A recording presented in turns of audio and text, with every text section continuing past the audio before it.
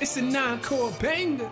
Dr. Ross dropping knowledge to the masses. Man, you now tuned in to purpose and practice. Ayy, yeah, purpose and practice. Keep your mental sharp, learn all the tactics. Dr. Ross dropping knowledge to the masses. Man, you now tuned in to purpose and practice. Ayy, yeah, purpose and practice. Podcast game, ayy, he got it mastered. It's encore. Yo, peace. We're back with another Purpose and Practice podcast. We got a special edition tonight. Like, we going back into the vaults of Long Branch High School basketball. We're going back to that 1993, 1994 team that put in crazy work, especially in that Shore Conference tournament. Before we get into the fellas tonight, my brothers, I wanted to first start off by saying one of the things that I'm looking to do is highlight some of these championship runs in the Shore Conference that in the state level that Long Branch teams have had. I've already been in contact with a few other eras and a few other teams. One team that kind of, I think, spun off from this team that we're going to talk about tonight. But I just want to highlight those runs because there's a lot of things that happen on these championship runs and in these big games that I think, fans and people who didn't play in the game would love to hear some of the background. So this one specifically sticks out to me because, I get a chance to have five brothers on here. And by no means was this the whole team. There's some heads out there as well that were on the team that are not on in this version of the podcast. That Coach Covin led team back in 1993 and 1994. There was some young heads on there that played major roles in it, and I think it was like a couple more seniors that were on the team as well. But we got this core five that we're going to, spend some time with tonight and just kind of reliving, man, that run, yo. And this right here, I think it's going to be history, right? Because we're going to hear a lot of background stories. We're going to hear some of the ups and the downs of that postseason run, and maybe even hear about some of the things that happened in the season. So with that said, I'm going to welcome to the show, man, my brothers, man. These is brothers that we share a lot of history with coming up, all of us graduating in the year 1994. Shout out to the class of 1994. Shout out to Long Branch. So with that said, I'm going to introduce each of the brothers and, check in and see how they're doing. First up, we got our brother Duke, Armenia's Duke Young, who's up in the house tonight. How you feeling, Duke? I'm feeling great, brother. Thanks for being here. What's up, brothers? How y'all doing? What up? Then we got the brother, we got MD in the house. What's good, Marc? What up, champ? How y'all feeling doing, man? Chilling, bro. Chilling. MD is up in Jack's, getting some wings, chilling. Then we got the brother Jay, Mr. Gilbert in the house, representing Gregory School. What up, bro? You got to unmute yourself because I think we keep, there you go. All right, I'm good. Hey, what's up, everybody? I'm happy to be here with my brothers. This is kind of a long overdue discussion that, we should have had probably 10, 15 years ago. So it's great to have this conversation, this dialogue, and, travel down memory lane tonight. Word. We definitely should have got it in. But, yo, tonight we know the time is always right. So tonight is the night we're going to get it in. We got T King on. What up, T? What's going on, everybody? How you feeling tonight, bro? I'm all right. I'm good. I'm just glad that we all get together and have this podcast, get some laughs in, go down memory lane and just enjoy each other. Word. We got the AD in the house, Mr. Corley. What's good, Corley? Let me unmute you, bro. I got you. Yeah, he muted. He got to unmute himself. There you go. Hey, what's up? What's up, Mr. Dr. Rawls? Appreciate the invite. Like Jess said, this is I enjoy these conversations. I enjoy going back, especially working in the high school, and I see what the memories that these young people are creating, and what I'm saying, it's just reminiscent of us. So I'm ready to have this conversation. Word, man. And I think that's a good point, yo, because obviously now it's happening through with the young heads, and you get a chance to be up close and seeing that and experiencing that. That gotta be dope, yo. That you got like the best job in the world, bro. I tell people that all the time. I get an opportunity to see ordinary kids do extraordinary things. I see them come out their shells, and if it wasn't for athletics or I'm saying you guys, I wouldn't have came out my shell. I see a reflection of myself and my kids, and I have 3 young men, and they're all different. And I see the difference with one of them that plays sport compared to the other 2 that don't. And I know if I ain't play sports, I would have been like my oldest kids, although they're exceptional young men, their personalities are different. Different. Yeah. That's true. And I think that we're going to talk a lot about that tonight, the different things that sports, the roles that are played in our lives. And one other thing, bro, I got to tell you, you keeping the kids fresh, man. Those uniforms, yo, like they be fire, yo. I saw the new basketball ones. Those is fly.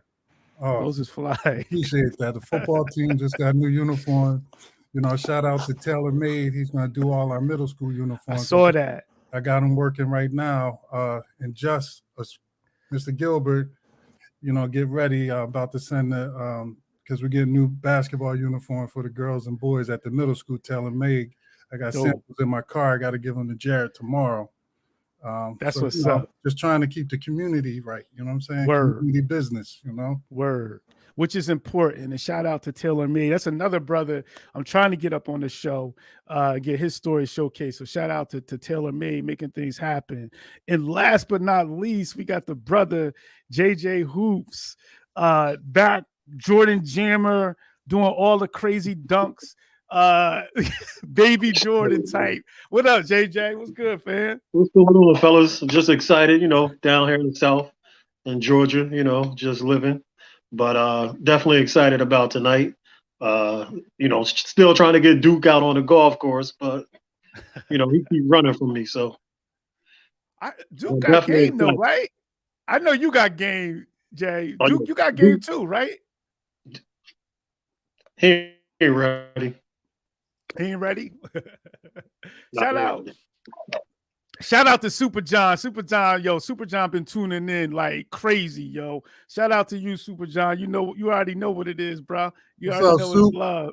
You already know it's love.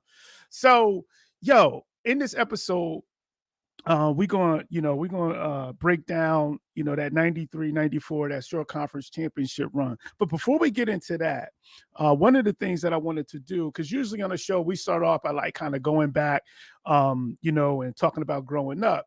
But rather than do that, what I wanted to ask you all and hear from each of you is like, in terms of basketball, and we're going to be on some, love and basketball type stuff right now. Like, when did you fall in love with basketball? When did the game become important to you? I would love to hear everybody's story. And I'm sure that I'll be able to go back and identify with that time because we all kind of came up together anyway, especially athletically. So I'll be really interested to hear, though, when it really clicked for you, when basketball clicked and when you fell in love with the sport. So if anybody, whoever want to hop in first and share this story, feel free. Just come off of mute and share. Is that Mark first? Yeah, I'll go first, man. Well, I kind of like was involved in basketball like at a young age, growing up behind the center, not literally behind the center, but on the street of the center, which was like Potter Avenue. Watching like Kev Gilbert, Cephas, Side, a lot of legends, Cole, a lot of people that played behind the center, just watching them. And I always was like, damn, I can't wait for my turn. Just sitting around watching in that environment. And then it might have been like Easter. It might have been like an Easter in like 86, 87. when I really, really like, man, basketball is for me. It was JJ, I now. You guys had on these Boston Celtics outfits. JJ might have, and Tyrell might have had on the Knicks outfit. Yo. and you know, like y'all was across the street. I was, you know what I mean? So I just watched y'all, and then it was the Saturday before that, and y'all came across the street, which and I know our parents, like none of us was allowed across the street. Like, you know what I mean? You had to stay in Grand Court, and I had to stay in Garfield. I had to stay in Garfield Court. But it was just that particular moment, like I can remember like falling in love with basketball, and you know what I mean? And I got another story for that, but that's when I really was like basketball for me. Like what grade was that, Mark? What was that like? I might have been like in the 5th grade, maybe like 5th grade, 6th, right? Going like maybe 6th grade. Yeah, 6th grade. I didn't know y'all. Yeah. As much as we were together, and like I didn't know none of y'all. Like it was always JJ, you know, I now just y'all from Grand Court. And the other side of town it was T King.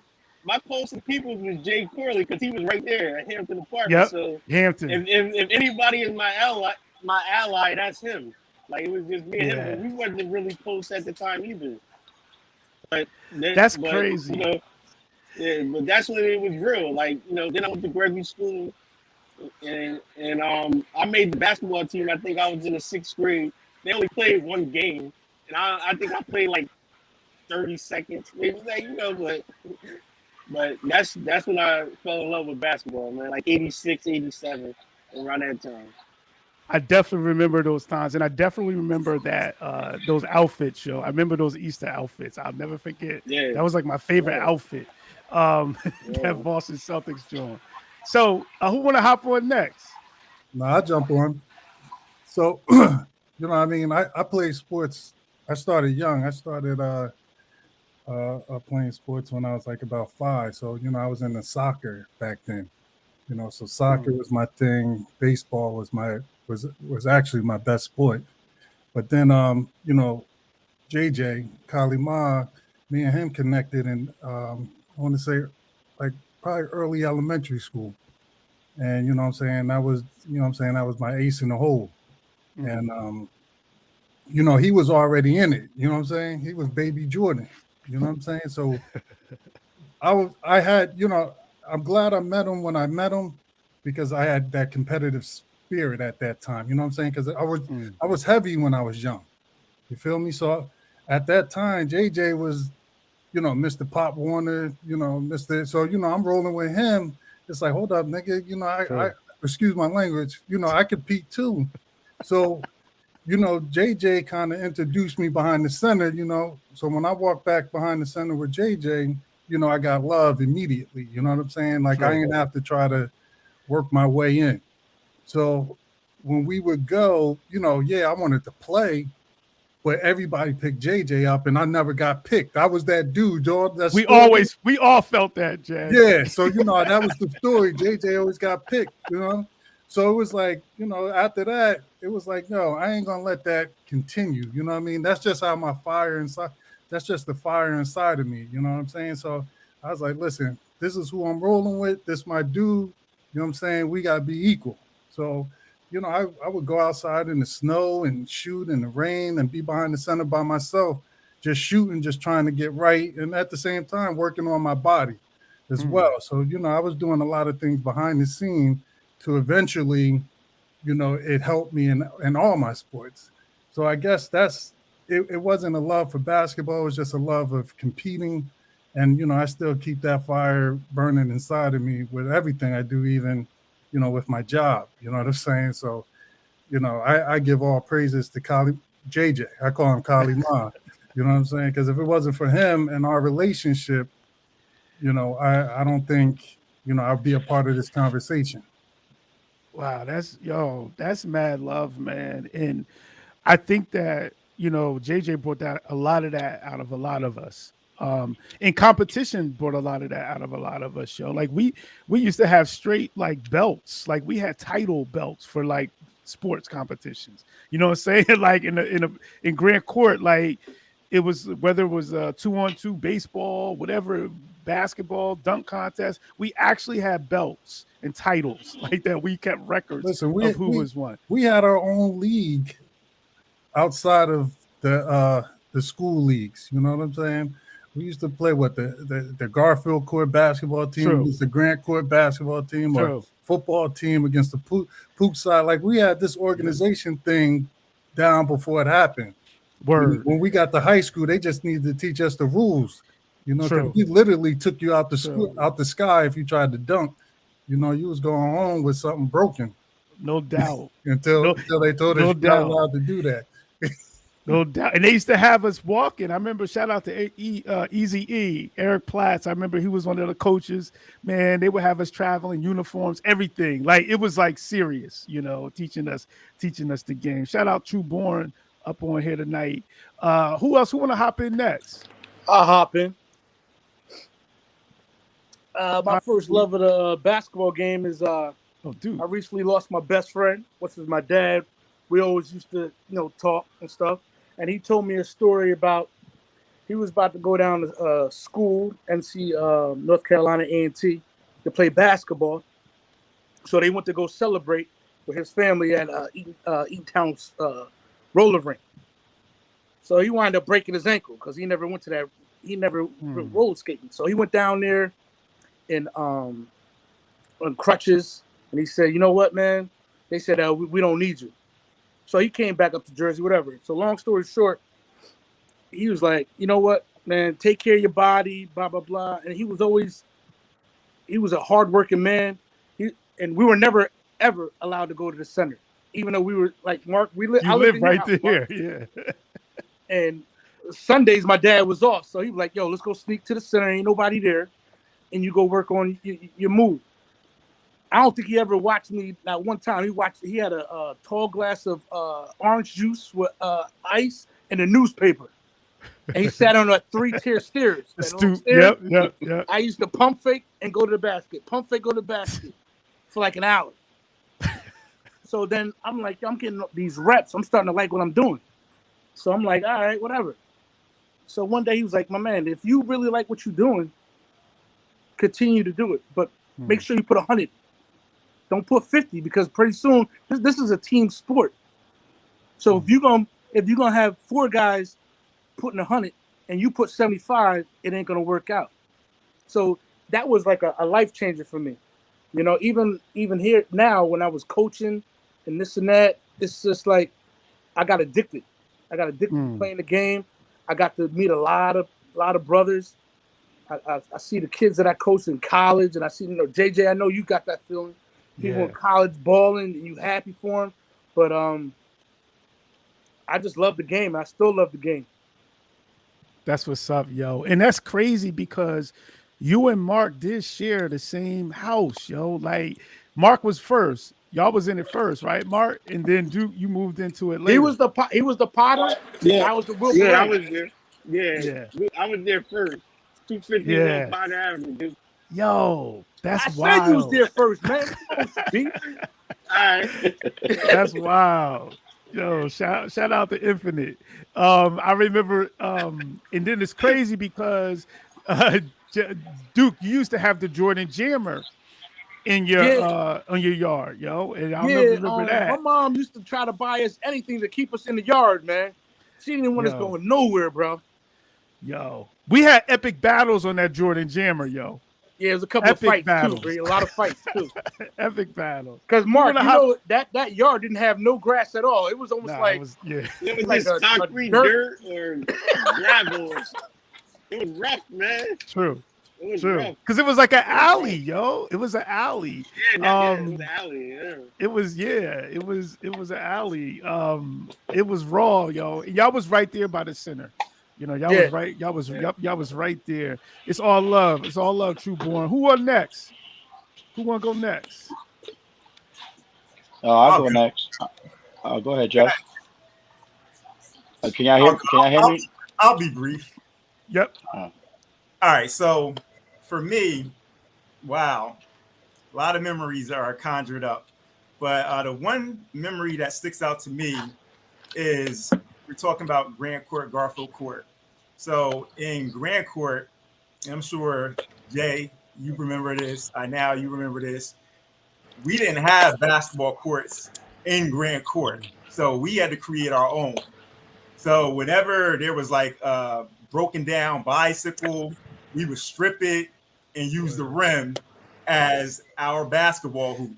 No net or anything, and we would play like serious games after we would nail it to the tree. Remember that tree that was the back of Grand Court, like before you got to the fence to lead into the church? Yep. We would like play until the rim was broke, like completely bent or broken, and then we would get another one and nail it right back up. And that was like kind of my introduction to basketball. But wanting to actually play was none other than Urban Magic Johnson. Like, he's the one that got me into really wanting to play basketball, just watching how he got everybody involved. And he's the reason why I'm a Lakers fan to this day. And true born, crazy. But yeah, he's the reason why I'm a Lakers fan to this day, because I just like how he got everybody involved and how he was so selfless. And then for his height to be able to do the things that he could do on a basketball court. And I remember we would play games and we would try to pretend to be like our favorite NBA athlete or whatever. Well, he was that for me. So that was kind of like when I got like really into and serious about playing basketball. It was magic. Yeah, you was a crazy Laker fan, yo. I always remember that about you with those, and those Laker teams was crazy back then.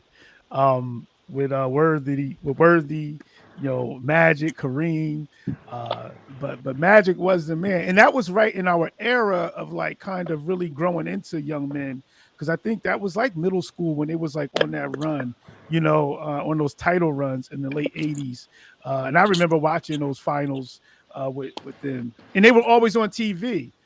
Like on Sunday, they would be the big game. That's when it was only like one or two games on. Like now you can see any game anytime. So shout out to those Lakers, those greasy Lakers. Yo, who up next? T? I'm up now. So growing up, I lived on the Pook side, so I didn't come on y'all side that often. Growing up, we had basketball courts at Gregory School where the Morrises and the Coxes used to play it all the time. We just go over there, shoot around. And then like middle school, I didn't play. I ran cross country and ran track. Then I just started playing basketball. 6th grade, 7th grade. And I was just like, I'm around a whole bunch of scores. I got to bring something to the table myself. So I was like, you know what? Maybe I'll do the dirty work. Put me on the best defender. I'll do the charges. I'll do a rebounding. And I think that became a niche. And I just crafted it from middle school to high school. And I think somebody had to do that dirty work. And I took pride in it. The Red Bank game, sticking Gilligan, before his tip off, I'm in his ear like, yo, you got 30 last night. You ain't doing that tonight. It ain't happening. So that's the way I found myself on the court. I get my some foul shots, couple of fast break layups, but other than that, I took pride in having to shut down the opponent's best player and letting you guys, JJ, Jason, Mark, do all the scoring, and that's what I fell in love with playing basketball. Probably mid 6th grade, 7th grade, and moving forward. Yo, that was perfectly said, T. And you was a Duke fan, so it made it even more frustrating because you used to do stuff like slapping the floor. Time out. Him and his Duke, all this Duke stuff. Yeah, we still Duke fans. We out here, man. Yo, dude, like But here's what I'm gonna say. You reminded me when who was it? Baylor went on that national championship run. They had that dude. They called him Off Night, and that was his nickname because he was like a lockdown defender, and whoever he guarded had an off night.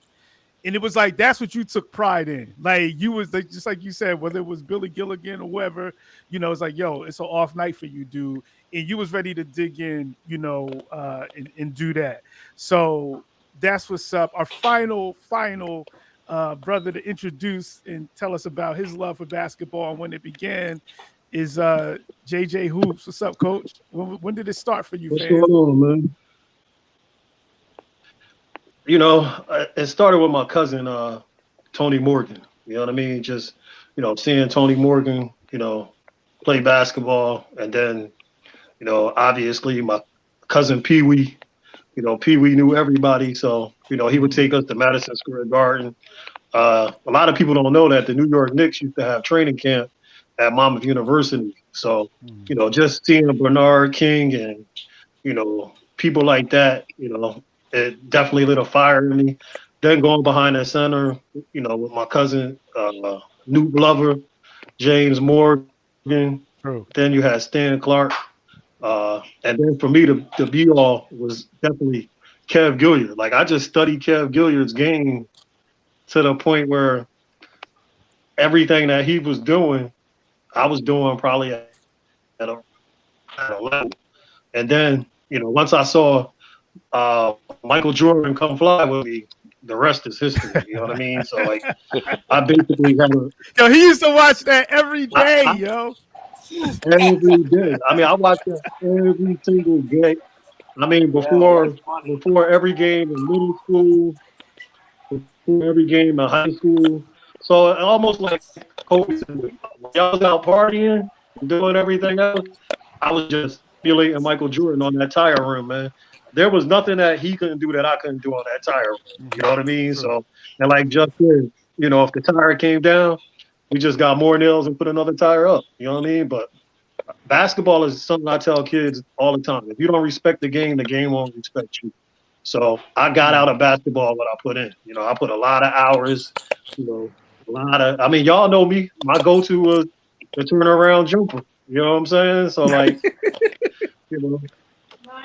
I could do that with y'all, but I couldn't do it with Cole because, Cole was ready to kill me. So, but like I said, I appreciate y'all. And I'm going to share this with y'all because this is something I never told y'all. So, like, for me, I never looked at myself as the best basketball player. And then when it came to y'all, it was like when I went behind the center, I didn't like seeing y'all on the sidelines because I'm like, yo, this is my squad. You know what I'm saying? These are the jokers that, we going to have to rock against Stan and Kev. And, once we got that, opportunity, I think that's what started. I mean, and shout out to Steve Patrick. Steve Patrick to be a young brother, he made some big shots, so definitely shout out to him. But like I said, if I had to pick somebody that really made me fall in love with basketball, it would definitely be Kevin Gilbert. Yo, all right, now. Yo, what up? Yo, we gotta give this guy some powers because we'll all talk about the center, right? I used to sneak back there and just watch, right? Yo, shout out to Born King. That guy is the smoothest player I ever saw in my whole entire life. That's where I was going next. Oh my God. I used to watch this dude. Yeah. There was sometimes he'll come out there with some Timbs, with some jeans, with no belt, with a white beater on, and still dunk on somebody, bro. Word. That's where I was going. You know what's crazy? I was going there. First of all, JJ, thanks for bringing that whole like community up, right? Because he mentioned Kev Gilbert. And yo, if you wanted to see Rod Strickland like basketball, that was Kev all day. And it was like watching Rod Strickland, right? And we used to watch them. But then when you saw Born King, yo, and then what he was able to do, which a lot of people can't do, he was able to do that same thing in organized basketball, like in Long Branch. I remember watching him, and was smooth, Born was tough, man. He had proper handle. He was strong. Yo. Born was the truth, yo. Born was one of the greatest, yo. I'm telling you, man, that dude was tough, man. Yeah, it was and tough. strong. The shoulders. He was built like an NBA point guard, yo. He was built like an NBA point. You did in his hands, like it was just crazy. But when you said that, but all of them, man, like the skill level. You talk about an Al Mal, like you can go on and on, you know, and on. And these were the heads that was like sharpening us, and we were balling with. That made high school ball kind of easy. You know what I'm saying? Like it's just like, yo, you know, the heads I was playing against. So respect JJ for bringing that out, because I think that that's important that we definitely recognize. Though. You know what I'm saying? Oh yeah, Staff, yo, like that broke my heart when he moved, man. Yo, that broke my heart. Yeah. I got a story about Mustafa. Yeah, remember so Mustafa used to come when I was on Wilbury Ave. He used to come pick me up, and we used to sneak back to the center.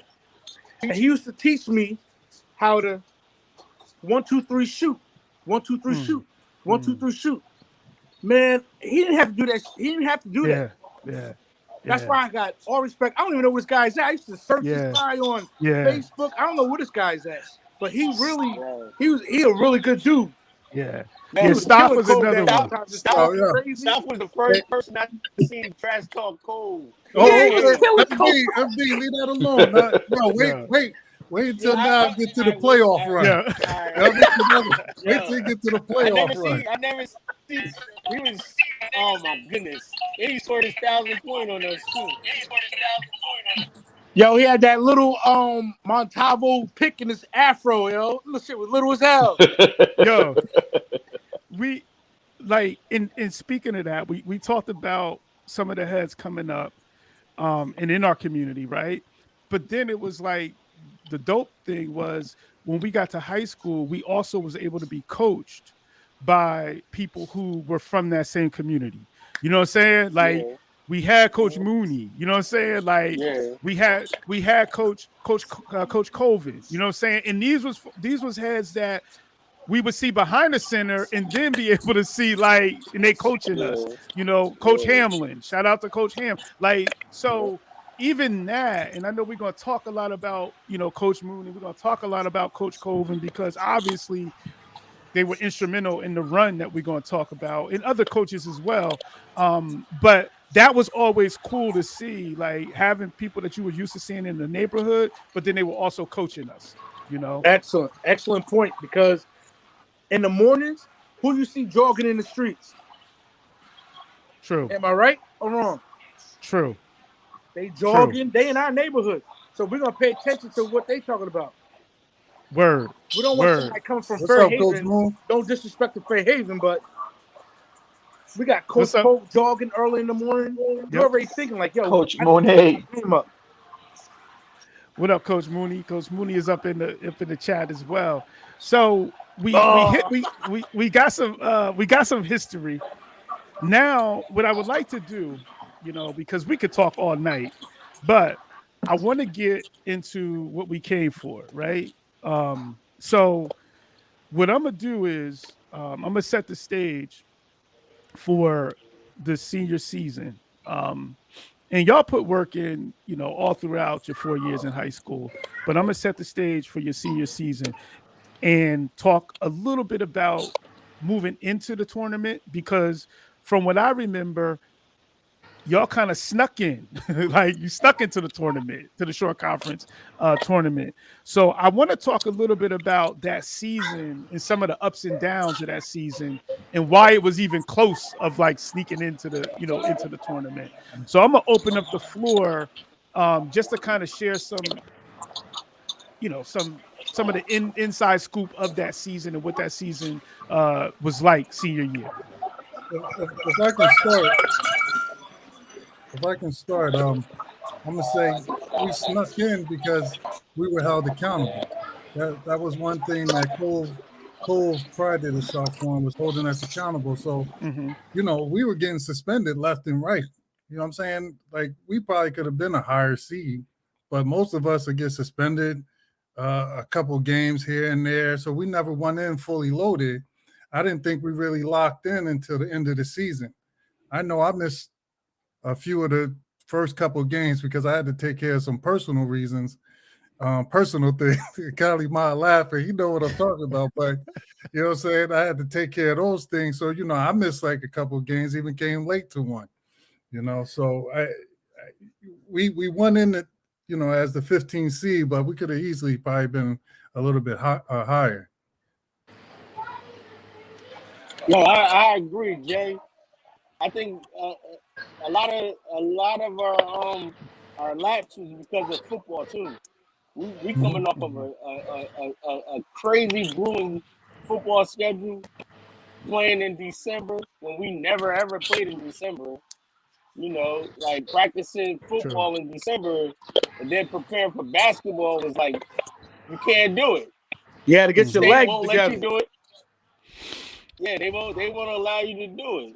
So I think our football season, but I give props to the basketball players. JJ and Army and Duke, man, y'all held it down. man. They held it down, man, because we was on a run. We like everybody know what our goal was in November. We didn't care about basketball November 25th. We wanted that chip. We didn't care about cold. We didn't care about that gym. We wanted that chip in that football game. And at the end of the day, man, like that's what held us up. And then you had our basketball players, Duke, Armenia. I mean, you know, JJ, Steve Patrick. You know what I mean? They held us down, man. We didn't get our legs together until like maybe January. Like, you know what I mean? So I base our laps and our slow run on football. But it wasn't bad though. I'll do it all over again. But true. That's what I think. True. It was a great run, man. It was a great run. And we all brothers, man. We all brothers. We all help each other out. And we did what we had to do. You guys came back, got your legs under you, and we re-ran. I used to cut man. There in the locker room. We put the press. Most of our points came over turnovers. Oh yeah. And we was killing them, B. We was killing them. Yo, we had the whole lawn branch in those stands, bro. And that's where yo, it was nobody in Long Branch, bro. Katrina, watch your mouth, man. This ain't this. We ain't talking. I just wish we just changed the music. We just listen to Hoop There It Is and Follow Me. I want to bring up the 8th grade tournament. Yo, you remember we played in Neptune and Justin Pastore got into it? In the he put his yo, like this. He did the Popeye, yo. We ain't gonna go. We ain't gonna go. That was prior to the 8th grade tournament. I was on the team by then. I never been kicked me off by then. Shout out! I never even got on a bus. Yo, that was crazy. Yeah, that was. Shout out to Coach Bellina, yo. Good dude. Because Coach Bellina, we didn't mention him, but he was our freshman coach. What about where's my sweater? Yeah, that's when we learned the word atonement. When somebody thought someone took that sweatshirt out of that. See, JJ, but you know what? I mean, JJ, Corley, and T King wasn't there for that one. Yeah, they wasn't. Yeah, sweater carried up. That freshman year, missing. It was like 2 days into practice. Yo, where's that video of the freshman when we was doing that interview and stuff? He said it's gonna be like a capsule or something. But oh yeah, I remember that. But you know what I'll say about Coach Bellina though? Word up, he apologized to us for that. Yo, and a lot of adults and teachers, they wouldn't have done that. Yo, he apologized. He said that was my fault. Yo, a lot of people wouldn't have done that. A lot of people wouldn't have done that. So we talked about, y'all brought up, which was important because we did go on a state title run in football. So y'all were late getting to basketball.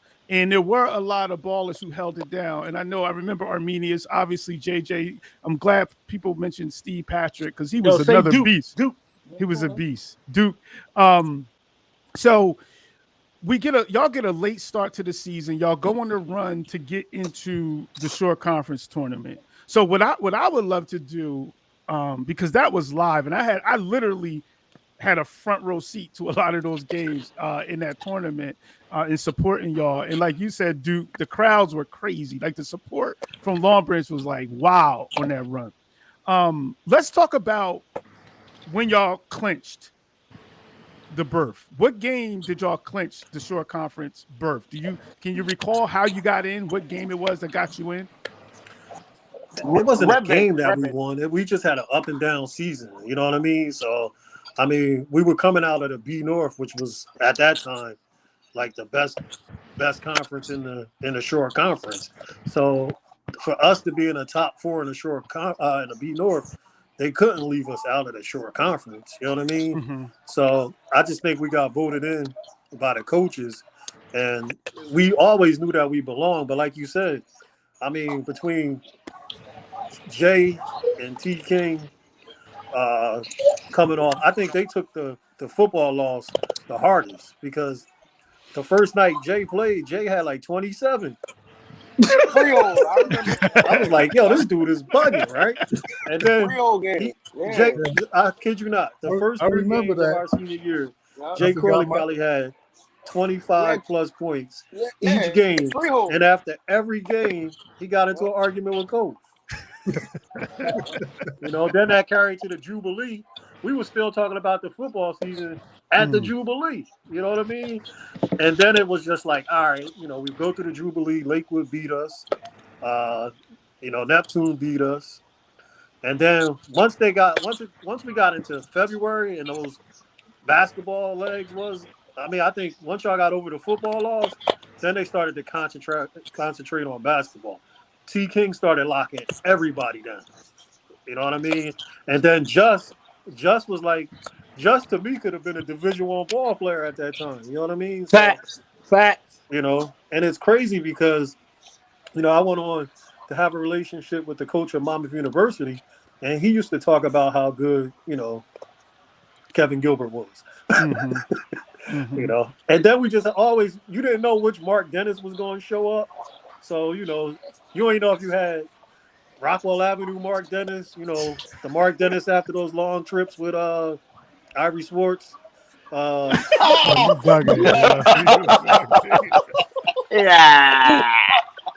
And then Duke was just solid on a real. Duke was the type of joker like, yo, I hope Mark get 2 fouls so I can get my opportunity. Because once Duke got in, you know, it was very rarely that he did something stupid to, you know, come out of the game. You know what I mean? And to that Point Pleasant game, shout out to my boy Jay Corley, man. Much love, boy. Duke accepted his role and he played his role. You know what I mean? Hey, Duke, I accept your apology, man. Ain't no apology, man. Just do what you gotta do, boy. Get out of here.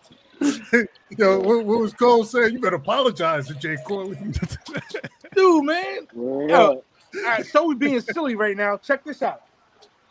So I don't know who the hell we playing. It's 30 seconds on the clock. Coach Mooney, I know he in there. I'm on the foul line. I'm shooting a foul shot, my first foul shot.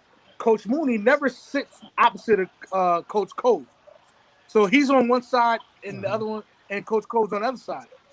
Mooney goes, you let these stiffs blow by you. I look at this cat. I'm like, I waved them off. I said, man, get out of here, yo. Like that, I didn't say get out of here. I just waved them off. But Coach Cove says something at the same time. So Coach Cove leaves the bench. Right? So I say, yo, why he leave? So 30 seconds go by, and you know, we got to run into the health room. So we go to we run through the double doors. Yo, this guy locked me in and threw me into the janitor's what's your face? Hey, Duke, that's what we doing right now, Duke. That's what. Kylie Marr brought up the what was the Lakewood game, the Jubilee. Remember that one? No, tell me about it. He told T. King, don't shoot that ball. And T. King hit him with that. You remember that? Yo, he said you could tell your father. I said, yo, this guy is crazy, yo. He came. Hey, Haas, they came. No, Duke. Let me tell that Duke. So after I waved Cole off, Then he told me to come sit over here by him. I was like, I went to the edge of the end of the bench. So he was like, all right, T King, all right. We get into the locker room, we getting dressed. Hold up, T the back. So usually I get dressed next to T. You know what I'm saying? Like when we go in the locker room, we get dressed next to each other. Yo, I went in a whole nother. I already knew what was about to happen. I went in a whole nother hour. You can start. He's like, yo, what T King at? Yo, he came in here. He was like, so what you want to do? You can get Jay Corley. He was like, nah, Cole, I'm good. And then Coach Mooney come, and Coach Mooney came, right? He was like, yo, D-Hump. You know, they used to call each other D-Hump. And I'm like, oh, man, we about to get our ass whooped. Yo, he was like, yo, he got on my face. So you saw. I was like, yo, Cole, if you touch me, I'm telling my mom on you. You know that, right? He was like, you saw T King. You saw. That's why Coach Covin was like, yo, tell your father. Go tell your father. And it was, but you know what, though? Go ahead, Mark. I know our run was like Red Bank. That's like we had to beat Red Bank to make it to the Shore Conference. And it was, who was on that Red Bank team? Shout out to Just with the tipping. Shout out to Just. It was Gillett. They had Gilligan. They had Payson came from Mama Regional. You gotta talk about that last play. Yes, sir. At home against Red Bank. How it was drawn up and how it was prophesized that I was going to get that tip in. Hold up. How'd it go? How did it go? How did it go? Or that putback, however you want to phrase it. How did it go? So Jay probably could tell it better than I could, but we called a timeout. We were down, I think, 1. Yep. And Cole drew a play up for JJ to knock down. I think it was a 3, if I'm not mistaken. He probably called T-game, bro. T-game double. No, I don't think it was T-game, though. It was something different. If it actually called a play, and they didn't play man-to-man coming out of the timeout. So we was fucked. You know what I mean? Like, so now I'm stuck because I'm like, wait, we just drew up a man-to-man play. Now they in zone. And I'm like, I remember going to the left side, which was definitely my worst side to go to. And then I was like, all right, well, you know, I'm not passing.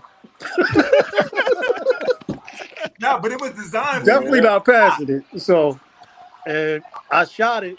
And next thing you know, like I said, Just being Just, you know, a lot of people don't, man, Just has some ups, but he just, you know, he got up when he wanted to get up, man. Yeah, and, yeah. You know, Just saved the day. He started the room. So that was the like right into my hands, and I just went up with it. That was the game before the Point Pleasant game. Point Borough, when they had because I remember, number 1 player. I remember that Red Bank game. Then we got Point Borough. Mooney took us to that game. Jay Corley came. He saved the day with those foul shots. This guy. Yeah, we break the huddle, and Coach Cole was like, nobody shoot. So I'm out there, and I see a lane. I said, man, I got to go to the lane. I'm going to make a play because that's how players do. I'm going to make a play. We were Shout out down. to my boy Tonk because he when I went to transfer to Caldwell. Yeah, we was down. He was my everybody was my his room was right next to me, Tonkovic. So I'm going to the basket and he altered my my shot, whatever have you. So now I'm in trouble. That's what they call it when we back there. Jay Corley, he did what he had to do. He go on the hit those free throws and make us live again, man. And I told him, I always tell him, I appreciate you, man. But I just try to make a basketball move, man. You know what I mean? What was the score, though? And what then was we the score? Well, how many were y'all down? How many were you down in that? We were down by 1, and you know, everybody fouled out. I think JJ fouled out. Mark fouled out. It was me, Jason. It was me, Jason, and Duke on the floor. I think Didn't you foul out, Just? I think just JJ and Mark fouled out. I fouled out. Yeah, I think I Damn. fouled out. Yeah. And it was I was like, on the bench.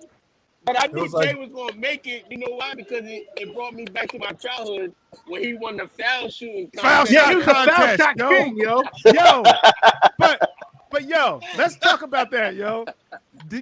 Being down one, right? And it was like Yeah. you were taking those shots with no time on the clock, right? Regulation had ended. It was correct? none. The game was done. It was The done. game was done. So what happened? What Talk happened? about that, Jack. Yo, Jay, not to cut you off, mind you, Jesus Guerrero was just jumping around all happy, like, calm down, let my man shoot a shot. Jesus was We all always going crazy that game. Yo, that game was packed. Yeah. That game was epic, yo. Well, you got to remember, they were the number 2 seed. Yeah, shout out to they Tom, was- man. That was my man, yo. I got to kick it with him at Caldwell Yeah. College, yo. They were the number 2 seed. But Talk about it. Talk about that, Jay. Well, what happened? We were down by 1 and everybody fouled out. So it was kind of like T. King said, it was just me, him, Duke on the floor. And you know, it was like 10 seconds left or whatever. Duke had the ball. You know, I was open immediately, but you know, Duke, like you said, he wanted to make a basketball play. You out here messing up, man. Come on, man. Stay with the script, brother. So Duke, you know, whatever happened, whatever, you know, I got the ball. I don't know how I got it. Maybe he lost it, it got blocked or whatever. You know, I got it and I tried to, you know, get to the basket real quick and I got fouled when the buzzer went off. So, you know, there was no time left in the game. So that was the end of regulation, but I got they even tried to cheat us because he didn't give me the 2 shots. They gave me We was away. Yeah, so 1-on-1. Yep. They're not messing with us away, bro. Yes. You know, one thing I remember that I always, you know, I even teach my kids is Cove used to always say to us in practice, you got to make the first one. You got to make it when you're tired. You know what I'm saying? So that was the first thing I remember. And when I ran, I guess he gave us time for regulate, you know, to go to the sideline. And I remember JJ came up to me and he said something. I was like, yo, I got to make the first one. You know what I'm saying? I said something crazy like that. Because, you know, I was always locked in, like, I got to make this. And then it was, you know, I won that back on the floor. It was just, everybody was on the sideline. It was just me and the official. Yeah. You know, so if I missed the first one, the game is over. Yeah. You know, our season's done. So I wound up knocking down both of them, you know. And then next thing I know, JJ in my arm. Yo. We're gonna get to him in your arm. Yo, because I know where you go. I know you going with it.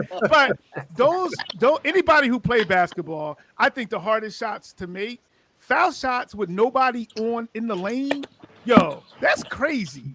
In a packed gym, that's wild. With Jesus jumping around like a colonel, like he's just jumping around. So we advanced in that. After we beat them, we played Lakewood. Yeah. Was Lakewood the second game? No, Lakewood was the second. Yeah, it was good. No, it wasn't. It was Red Bank. The rematch against Red Bank.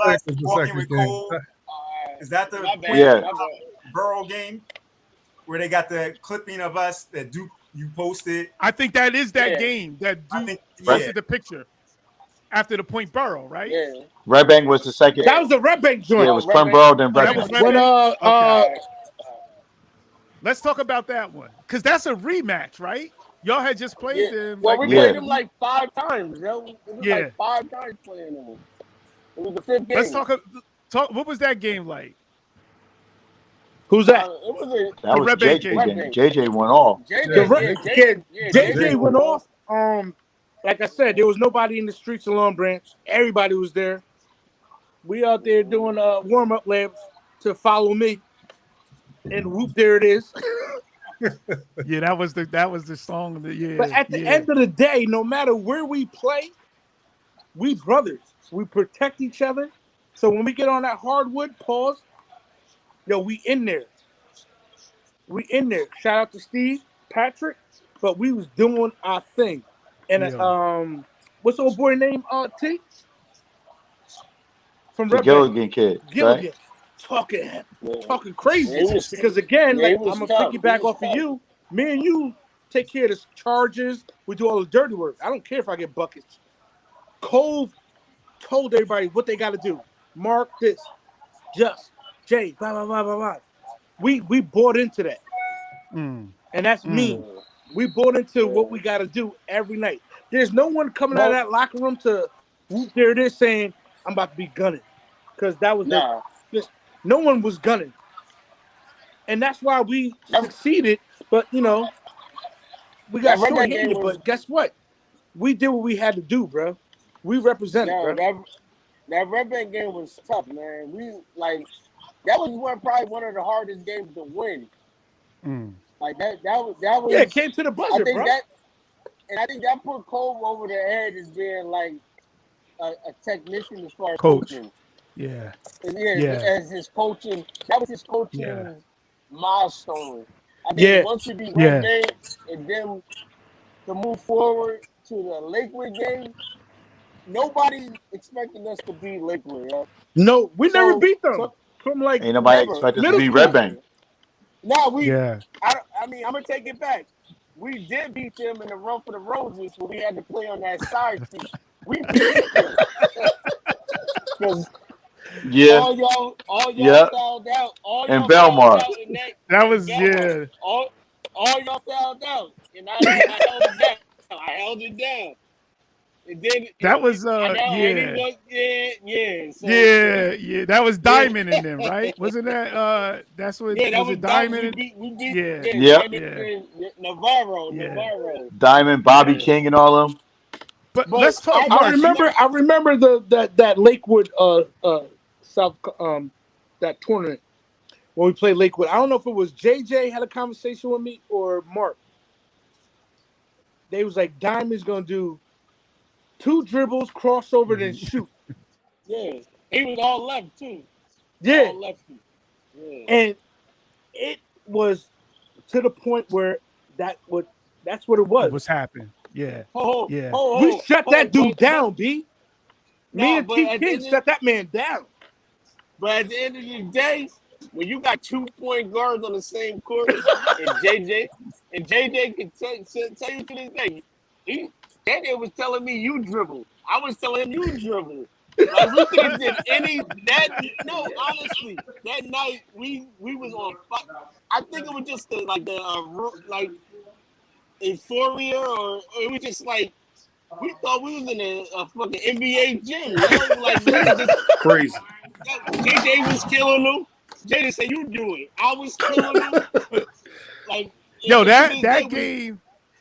You talk about the short conference game, right? The semifinal game. Yeah. That game. It was like a back and forth. That first of all, let's talk a little bit before we get deep into that game. Mark, you said something that I want to. Go ahead. I'm gonna just tell you the score. It was 35-27. That's all. That was the score of that game. And when it was a dog fight. Yeah. It was a dog fight. It was a dog fight. But you mentioned something about Cove being recognized as a technician, as a coach after that Red Bank win, like that second round win. Talk about, because I think that's a good point, because a lot of times you have, especially when you have black coaches, right? It's always like they're disciplinarians. And Cove was a disciplinarian too. Or they have the athletes. Or they just got horses. Yes. But talk a little bit about that, because I think even Just, you were saying like, it was a prediction made, like this is what's going to happen. Talk a little bit about that from a Cove as like a technician, as a coach, in terms of putting you in places to make plays. I'll talk about it. Oh, go ahead, Mark. Well, the only thing the strategy was told was we held the ball and wanted JJ to go 1-on-1, and we just iced it out. Like literally, we didn't care if we scored 14 points. It was C. King could beat his man, Jay Corley could beat his man, Just Do, Stephen Patrick, or myself. We could beat our man. So that was the first emphasis of a game plan ever. Ever. He held it up. He didn't care about running back and forth. If we missed, we was gonna press. Like, you know what I'm saying? But on offense, we was gonna hold the ball. JJ was our go-to. Like that, JJ was our go-to. And he's gonna do a layup and slap the backboard.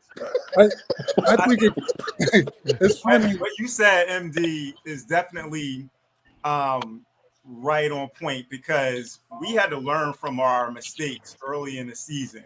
We were trying to play the tempo of a Lakewood, of a Neptune, and we were getting blown out. So we had to figure out what our style of play was that will work to our benefit. And it took those losses for us to learn from those mistakes. And that's one of the things that Cove would say to us. He said, we play this racehorse back and forth basketball against teams like Lakewood, Neptune, and even like Red Bank. We're going to get blown out. So his thing was, and he would say this all the time, we got to cut the game in half.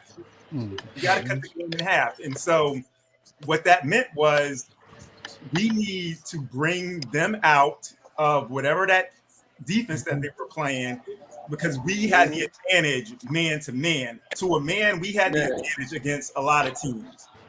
Even though we were smaller than most of our opponents, we had the advantage in quickness.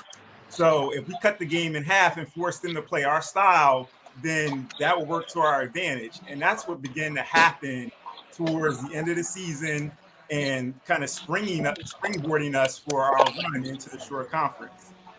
We ran like reindeers, though. You think about it. What's the movie with the football movie that boy with Denzel Washington? With Denzel Washington. Yeah, when he had the 5 plays. Exactly. He had the 5 plays. Yeah. And that's the epitome of Cole's coaching strategy. We only had like 3 plays, T-game, spread. You know what I'm saying? Five down, ice. Those were our 5. Philly. Yeah, Philly. So about time we got to that Lakewood game, spread wasn't something new. You know what I'm saying? That was that wasn't a game plan for Lakewood. Everything from that point was already heart. in our arsenal. You know what I'm saying? Everything from that point was heart and just playing for our brothers, man. And then we go back to the Point Borough game when everybody fouled out and I wasn't on the court. Everybody fouled out in the Lakewood game, and my homeboy, he had a heat stroke. I don't know what the hell they did. He left us, man. Like he literally. So let's talk about that Lakewood. Let's talk about the man. Lakewood game, because it was hot in that gym, yo. The Lakewood game, Memorial. The Lakewood game, it was hot. I mean, it definitely was hot, and we must have ran spread all night. You know what I mean? So like, that's all we did. I had the ball. I remember it like it was yesterday. I must have dribbled to the foul line, and we would be like, pull it out. Yo. We doing that. We playing defense. I remember going to the sideline and telling Mooney, like, look, bro, I gotta come out, man. I'm tired, right? And I remember Cove turned his back. I was like, Cove, take me out. He turned his back. I was like, what? So then I get to the middle of the court. Dude poked me in my eye. I'm so glad he poked me in my eye. Yeah. And I passed out, man. You know what I mean? Like, so that's what it was. You got poked? I got poked in the eye. I was hot. I was tired. And I passed out. And the one thing out of all these years, I never got that opportunity because, y'all celebrated on the court. Yeah, I was on my way to the hospital. So Yeah. to see the whole hood in the gym and, them running on the gym, not getting that feeling. That's Hey, something I man, definitely you our missed. brother, man. We that had to Lakewood represent for you, bro. Kyle, that's my dude. I told Kyle when we played football, I said, yo, when you get the ball, follow me. The Joker caught the kick off. That Joker went the opposite way. Oh, you're talking about the was that Franklin? What was that? The concussion game. Roselle Franklin. Roselle. I thought we was talking about basketball tonight. So when you said you passed out, man, I'm just like, God damn. Yeah. But that definitely, that Lakewood game was it was fire. But for me, it was coming off that Red Bank game. So when you talk about Cove being a good coach, as y'all know, me and Cove used to go at it every game. You know what I mean? Yeah. And I remember earlier in the season we played Red Bank, and dude said, yo, the next person who shoot a 3 coming out. they coming out. So you're So not y'all playing your know natural me. I game. didn't give a fuck. I shot a 3. He called timeout. You know, he told me to sit down. I'm like, yeah, our sidelines was crazy. For a couple minutes. Yo, this dude sat me down until like 2 minutes left in the fourth quarter. Right? So then I go in the fourth quarter with 2 minutes left, and I just went off, right? And then I got in the locker room, and he still cussed me out. You know what I'm saying? Like, and then it took me back to the short conference. It was a tie game going into the fourth quarter, and I hit that shot at half court, and we took the lead by 3. But then, out of the corner of my eye, I see Mark in the stands. Like, this dude is crazy. You know what I mean? So, you know, this is Marc Dennis in the streets, and the streets they represent. You know what I mean? Yo, was that Red Bank? Yeah, that was Red Bank. Yeah, I think Cole called a timeout and was like, "Yo, Mark, you bugging." Yo, Mark was in Hoove's arms at one point in that game. I was like, what is you doing? Hey, man. But go ahead, Jay. Yo, the thing about it is, people don't understand. Like when you're saying Cole said he bugging, people need to understand. Like Cole was half retarded. So when you say Cole said you bugging, you know what I mean? Because Cole used to put his hands on you, huh? You know what I'm saying? Yeah, man. Like, you know how many times I almost quit? I remember one time I was about to quit. That joker said, "Where you going?" I said, "Cole, I ain't going nowhere." Yeah, I ain't going nowhere. Yo, I think he got you for wearing boxers one time, yo. Remember we had to wear briefs, and you had to put up your shirt to wipe your sweat. He saw the boxers. He started walking back and forth like, I'm gonna fuck him up. Man, look, hey, Duke, you gotta understand. I was like 135 pounds in high school. I was 2 pounds, yo. You know what I mean? So every time I would get called to the sideline, he would cuss me out, and then I would walk away, and he would smack me hard as hell. You know what I'm saying? But this guy threw me in the genders. The hardest assignment. T King and Jess had to deal with the hardest assignments, man. Like every night, Randy Holmes, like, you know what I mean? Like people like that, McAllister, Red Bank Catholic, like just with the big man from Neptune, like it wasn't easy, the man. matchups, that was hard. Yo, man, Lakewood. Like I keep telling my kids, that's what we were to cut you off, Just. Like I tell my kids, I say, yo, you want to see some footwork as a big man? Watch Just. Just had some. His footwork was off the hook. If we just throw the ball down to him, he will work, bro. Man, yo, you guys were dogs, man. Like honestly, for us to be undersized like that, man, you guys were dogs. And I'm talking about there it is. You know, like the crazy part is like Jay Corley said. You know, when Jay Corley separated himself when he got that weight room in his room. You know what I mean? So like behind the scenes, Jay Corley was doing a lot of stuff football wise that y'all wasn't doing. You know what I mean? And that's what elevated his game. And the same thing was going on with Just, because I remember Just, you know, he had jump shoes. Remember he had those shoes, yo. What is he doing? You know what I mean? And Just would be in the gym by himself. You was like LeBron? Yeah, you know what I mean? Just walking around with some jump shoes on. Yep. And I'm like, yo, this cat is that was different. That was different. Yep. Yeah, I remember those shoes. So but at the end of the day, go ahead, Mark. Go ahead. Now you go, Mark. Go ahead. I was just saying, like at the end of the day, man, we was dogs, man. Like it was we were just hard nosed, like white collar, like Pittsburgh, Cleveland. We all should have lived in the Midwest, man. Like how hard our work ethic is. Like, you know what I'm saying? Like I don't think North Branch respected our work ethic, man. Like at that era, that 93, 94. Because that was the beginning, Mark. That was the beginning. That was the beginning of the run. It did. That was the beginning of you got T King, a shutdown defender. Like he shut down everybody. I started off as a starter, and I worked myself off the bench to do. Like, you know what I'm saying? You got just working hard. It wasn't no egos. It was just hard work, man. Exactly. That's the key to the game, man. We were brothers, man. Yeah, it's like if y'all know, treehouse in Wilbury Ave that I built. If you're a basketball head, you know you had moves like big game James Worthy when he was in his prime.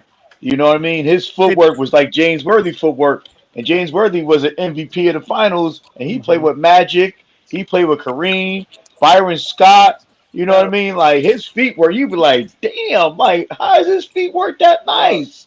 You know what I mean? That's just I studied those dudes.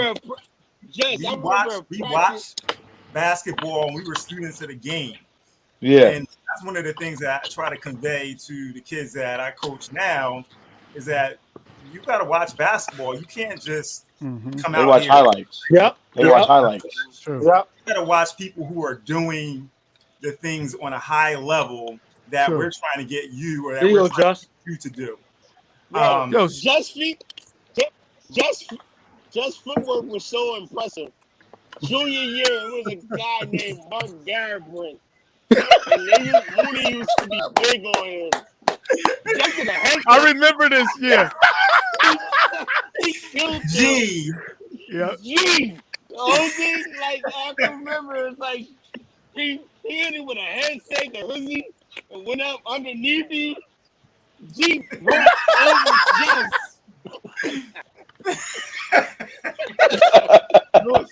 You stupid, Mark. Yo, on everything real, just footwork was nice, G. Yo, it was like James. That was like James Worthy, man. It was nice, B. If we would have just then we go do that shit in the block, it would have been probably a lot easier for everybody, yo. Because he already had all the moves. Then we go. Yeah. Then we go to the CBA game right now. That's what. It was on a Sunday too. It was on a Sunday. We caught a small bus. We caught a small bus. Only varsity can ride on this bus. So. I never get. And we loaded up on the bus at the middle school. I never forget it. You had to be at the middle school at like 2:45. Because the girls played before us, or whatever it was. Where was the final in Brick too? Yeah, Brick Memorial. Yeah. Everybody got their Discmans and stuff. Listen to music. I ain't had no money, yo. I'm just like, damn. Somebody share the earphones with me and shit. I know. And the culture was the culture of Lombard was shirt and tie still. Yeah. I think everybody was worried about that shirt and tie. Like, it was crazy. It was like February, March. The season is over and everybody worried about a shirt and tie. You know? Yeah. Like you know what I mean? Like, I don't get it. I just don't get that. Yo, the Chief 100 Cove gave me a whole suit. but man, I ran out of shit, B. You gotta give me something. First of all, what seed was Lakewood number 3? No, Lakewood was number 2. I'm gonna tell you like this. They was a 2 seed. Okay. Yeah. No. They might have been a number 3. I know we beat Point-Borough, who was number 2. Lakewood was 3, and Red Bank was like they were our top 5 seed. Yeah. So we beat the 2, 3, and 5. Because CBA had to be number 1, right? CBA was number 1. Of course. Yeah. In the games y'all had to go through just to get to that game. By 30 points. Yeah. AOT, didn't Billet twist his ankle in the first quarter? Yeah. He did. It was the brothers. Yeah. Oh, there was a brother? Yeah, it was brothers. No, but he was the older one. The older one. Jeff, was it Jeff? The one who the one who coached CBA now is the one we played against. Yeah. And everyone was expecting to see Lakewood versus CBA in that final. Yeah. Almost definitely. Y'all put an end to that. Yeah, y'all put an end to that. I know. I mean, yo, Lakewood had one of the best people. Yeah. I don't even know his name, man. This kid at the Jubilee, he tore us apart. Yeah. I don't even Lakewood know was. We lost by like. That was the dark skin. It was his name was Darnell. He was related to Tommy Ross and them. Yeah, it wasn't Ross. Yeah. I think yeah, Darnell Ross or something like that. He was related to Tommy Ross. Nah, that Diamond Navarro was off the hook at the point. Oh, yo. Yeah, he was a beast. Yeah, And then he was a somebody beast. was like, dribble, crossover, shoot, shut him down, yo. I don't know if it was JJ or Mark. He was like, this is what you got to do. You know, of course it was me because you know Mark ain't down. We shut that man down. I was seeing this guy in the clubs and shit. So let's talk that CBA game. Let's talk the CBA game. And it sounds like what you're saying is, and sometimes in title games, people start doing things a little different.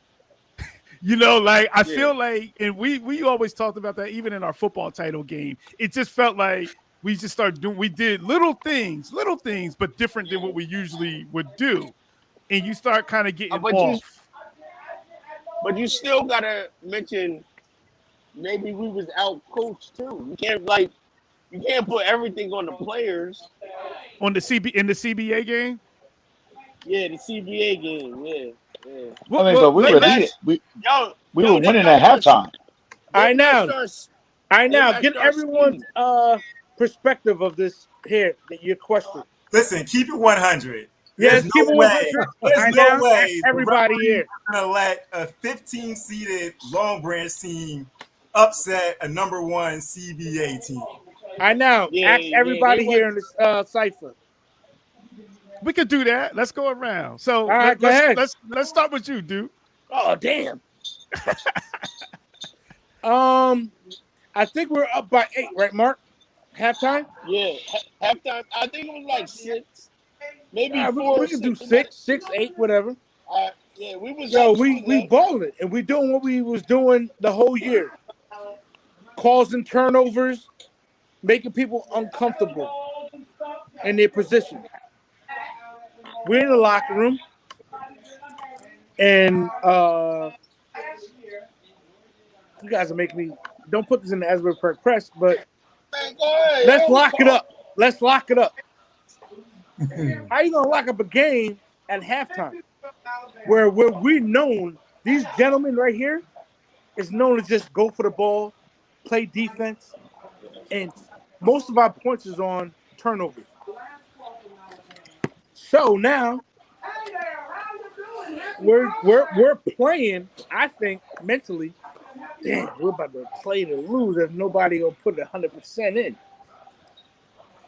I think if we would just say, if Cole said, just keep doing what you guys doing, play hard, and just was on that lane, I think we would have won. I don't think like that anymore, but our defense beat a lot of teams. Yeah. What do you think, Mark? I go next. I think after going there at halftime with the lead, I think our adjustments didn't match what we did. I think he wanted to hold the ball a little bit too much.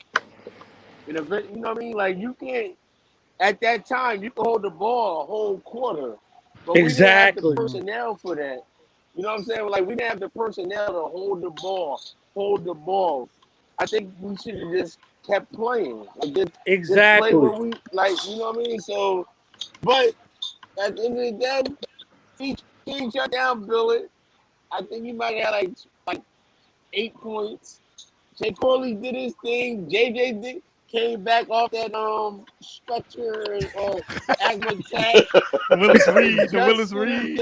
Duke did his thing. I think like literally everybody on this podcast did their thing, but I just think we were just out-coached. I think they trapped us when we didn't expect it.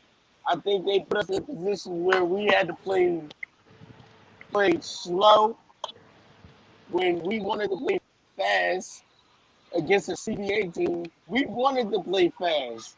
They put us in a situation where we played slow. They trapped us. They were half-court defense on us. You know what I'm saying? Like they made us speed it up, but we should have just relaxed. Where, you know what I'm saying? We didn't attack. That's my point of view. Anybody else on that? situation. And it's funny because I was listening to a podcast, Bomani Jones. He was interviewing Rashidi Wallace. And if you remember that Rashidi Wallace, that Portland Trailblazer team, Rashidi Wallace, when they had a crazy team and they were up against the Lakers late in the fourth to go to the finals. It was the semifinals of the Western Conference. And they were up like 16, like with 6 minutes left. And Dunleavy, who was the coach, he said, called a timeout because they were running. That Portland team ran. And he was like, in a timeout, Dunleavy was like, slow it down. He locked it down. And if you remember that game, they came back. The Lakers came back and won that game and went to the finals. And I think they even won that year. Just, you would probably know better than all of us. But it's interesting hearing you all share that perspective because Rasheed Wallace just was interviewed and he was like, he felt that was the difference. He said the game just turned on a dime once they did that. Anybody else on that? It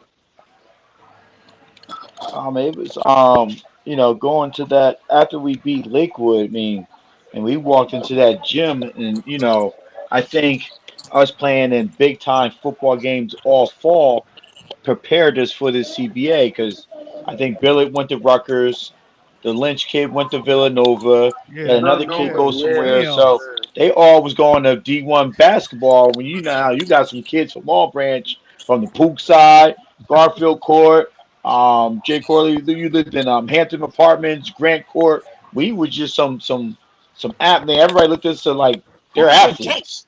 We were just but we didn't. But the center prepared us for this moment.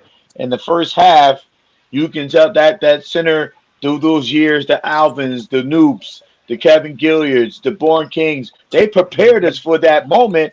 When we were gone there, we were busting their ass, and they didn't know what they're, the coach crazy is going crazy, and we was just like that. They was feeding us the energy, and I think like you said, the second half we went into a mode where like we tried to do against Lakewood, but it didn't work because I think CBA was just a better team than them, and I think that kind of hurt us a little bit. And but that run, man, I think you'll never see a run like that ever again in the Shore Conference. I don't think you will. I don't think you'll never see another team like that in around the Shore Conference where, we had a little bit of everything, especially at a 15 seed. That's kind of tough for a 15 seed to beat a Manasquan or a Ranny you won't see that again. And I'm just glad that we were just a part of it. We came up short, but we're always going to be linked together. The only 15 seed ever to get to the Shore Conference final, and we beat some great teams. We all on the road. We had to win 3 away games to get to the finals to play CBA. True. And as an ambassador, I give JJ all the props, man. That was our leader on that basketball court, yo. It's hands no down. doubt. Hands down, man. Word up. Like, facts. You sacrifice your whole senior year for just that, on basketball. And I don't even know what you did during this.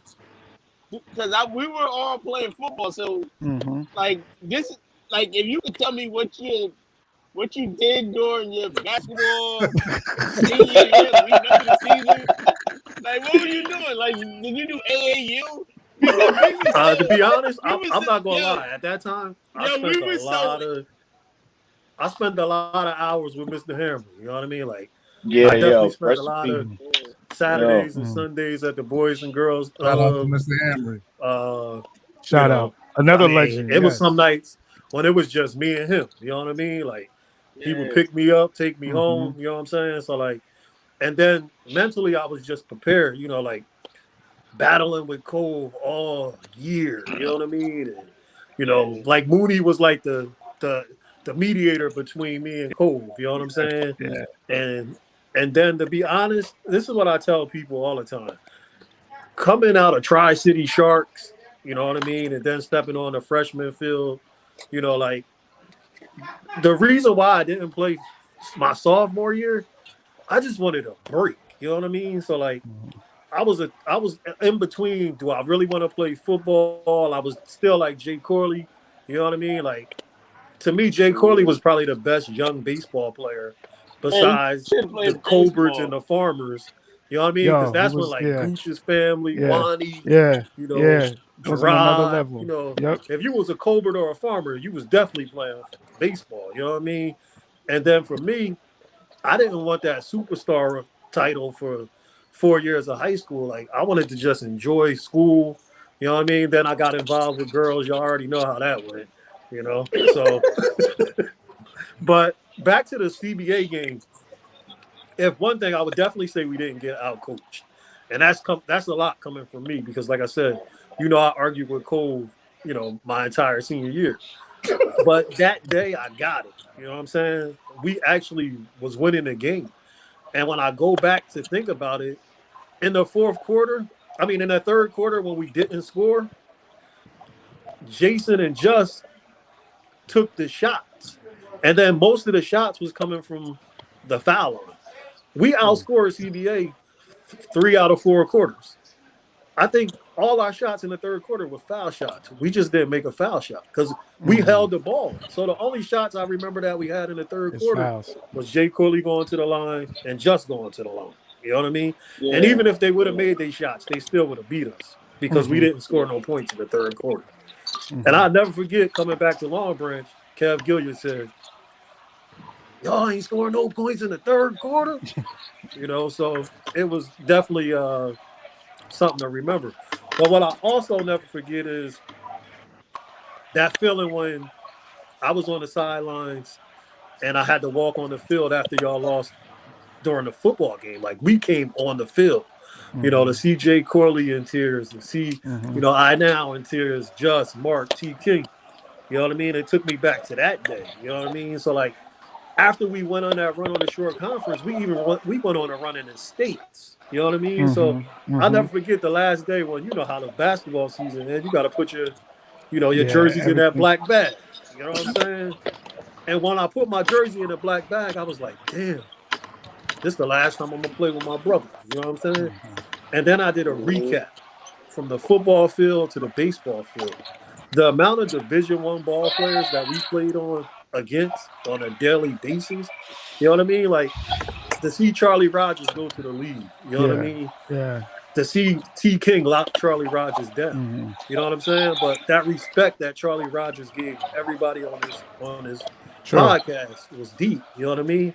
So that team, when we walked in that gym that night, we belonged, you know what I'm saying?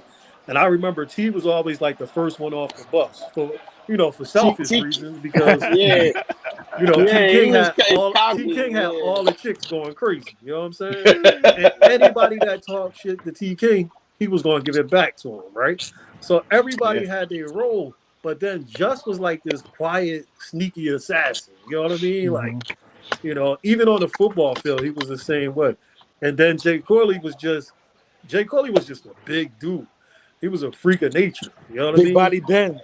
And it was crazy because Mark was Mark. You know what I mean? Mark was going to bring that street toughness. You know what I mean? And it was times where Mark didn't want the ball. He would be like, "You bring it up." And now I'm bringing the ball up. I pass it to him. He's shooting it as soon as he gets it. You know what I mean? And then Duke was just like that common factor. He was like a clown. You know what I mean? The funny part is, like he said, before Jay Corley took those shots in that Point Pleasant, yo, Duke was bugging. Like, he was looking at Jesus like, look at this guy. You know what I mean? Duke spoke up. He said what he felt. You know what I mean? And 90% because he grew up in a house with Big Duke and Carmen, that shit was funny as hell. So that was a common factor when Jay Corley took them foul shots, because that year in practice, Cole used to pick on Jay Corley. You know how we run and whoever make the foul shot, we don't have to run. Yep. And I said, I swear to God, on my father, I said, Jay Corley ain't making them damn foul shots. Yo, I knew he was gonna make it because he won the foul shoot. I think I might have told. He had like 20 in a row. Hey, I know. True story. I might have during the timeout. I might have said to Jay, "Yo, man, you missed these foul shots. I'm gonna fuck you up." For real. But no, it was a good run, man. Definitely a good run. It was, man. And, you know, to kind of piggyback off what you said, JJ, it was a fun run to watch. And the same way that you felt with football with us, it was the same thing with me. I was at every game and I was like pulling for y'all as my brothers to win. And when y'all lost, it hurt me like I lost that game, like I was playing that game. And it's funny because Gajid always talks about that same thing with football, is that's how he felt and not playing, that year. And he felt that same feeling because that's how I felt. But at the same time, CBA was no slouches, yo. You just mentioned it was 2 Division I players on that deal. Like when you look at it, yo, you were playing against 2 Division I, maybe more. They probably have, some low they, division. We had them though, bro. Yeah, 3 or 4. We had them, yeah. bro. One kid with the Richmond. The whole starting 5 with Division I. With Division we I. had them, bro. Yeah. So, and I think we always want to look back at like we could have did this, we could have did that. But for Cove, when you think about y'all personalities, right? All of our personalities, to manage those kind of personalities, like JJ, you sit here saying I went back and forth with Cove all season. Like, think about that, yo. And you're a coach, you know what I'm saying? Think about. I'll tell you just like Deion Sanders said the other day. It's a new generation, so it's a new type of kid. What Cole did to us, obviously you couldn't do today. So as the game changed, you have to change. You know what I'm saying? But what I will say for Cole that he did for every last one of us, even to this day, it goes back to what Jason Corley said I did for him. Like, when you feel like you belong and you get there, you don't want to lose that taste no more. You know what I mean? So like I said, I remember, like Jay was always athletic. You know what I mean? Like always shy on him. But like Jay would just throw the ball hard and didn't even know he was throwing the ball hard. He didn't have that, that standout personality. Like, oh, it's all about me. Just was the same way. You know what I mean? Duke was the same way. Then we met T. King. It was like, yo, you better get in and follow me. So the funny part is when we was warming up to follow me, you had to take everybody's personality. So like T. King T. King was that dude, man. You know what I mean? Like to see some of the stuff that he did on the track and on the field, and then how to handle it, how he handled it. You know what I'm saying? Like, bro, 94 was special, bro. Definitely special. So we definitely sold into what Coach Cove was trying to sell us. Because like I said, when we come out of that locker room, everybody knows their position. Let's do it. And nobody say, oh, today I'm gunning. Yeah, let's talk about everybody said, you know what? We're going to do what we got to do. And that's called trust factor, right? So everybody trusted each other because nobody going to show out. And that's what we did, man. That's what we did. What we did, man. We just trusted each other. Go ahead, Jack. Go ahead, Jack. Point, now, JJ said it, the class of 94. You know what I'm saying? Like we left a statement, believe it or not, in the short conference in football and basketball. You talk about the 15th seed going to the short conference. That'll never happen. It'll never happen. Then you talk about football, the All Short Classic. We had the most players to make the All Short team. Until this day, it's still the biggest blowout ever, 36-0. There's never been a short conference team like ours ever. And I'm talking football and basketball. So we're there, and things like this. Your platform that you're putting us on now is just reminding people, like these are the faces that made that happen. You know what I'm saying? True. Like this right here is legendary, and people just don't know the story.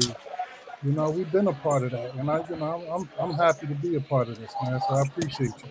Nah, no doubt, bro. Yo, much love. No doubt. This is why I did it. It needed to happen. It's funny because Phil, who was right on our heels, yo. Phil was like on our heels, and he was a young head, but he was on our heels. He had posted on Duke's post. He was like, y'all the ones that got our run going. You know what I'm saying? He was like, y'all was the ones that put it in our mind to go on the run that they went on. And I've already reached out to a few of them. I'm trying to get them on this same thing, but to talk about that run.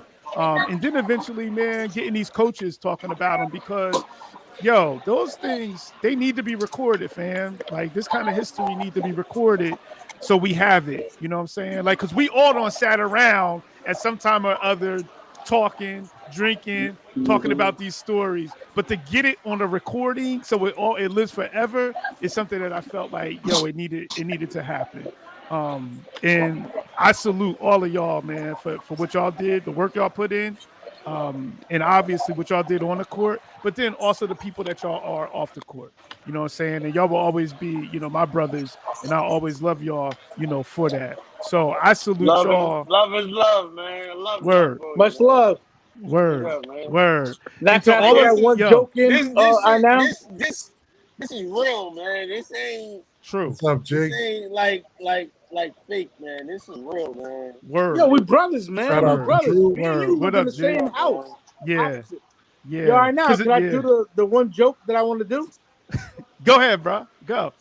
All right, so it probably was a Saturday morning practice, right? We on the, I think it was like the JV joint, right? So we're going over offenses. Me, you, and Jay Andrews. Shout out to him. Salute. We giggling.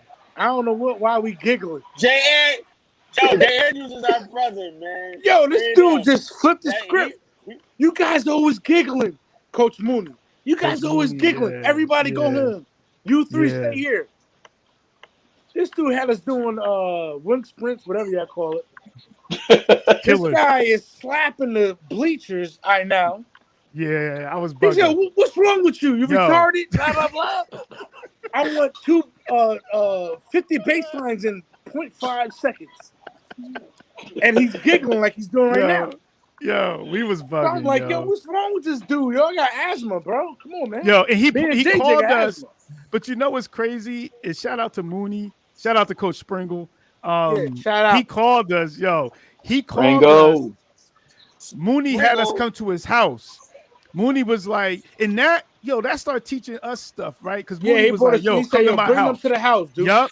And we all went over there. He was on Rockwell Avenue. He lived on Rockwell Avenue. We all went over there. He ain't giving us no he didn't give us nothing to eat. And was basically schooling us, on the things that we not only needed to do basketball-wise, but it was more about being young men, and black young men specifically. And that's like, we need that, and those people played those kind of major roles, in our lives, and everybody played these little parts. So, salute to everybody who joined in tonight. Because tonight was crazy. Definitely one of the highest views. I can't tell. I can't see the views. We had a lot of views. Bro, the views is crazy. Mark, right? Like, what the views looking like? What the views looking like?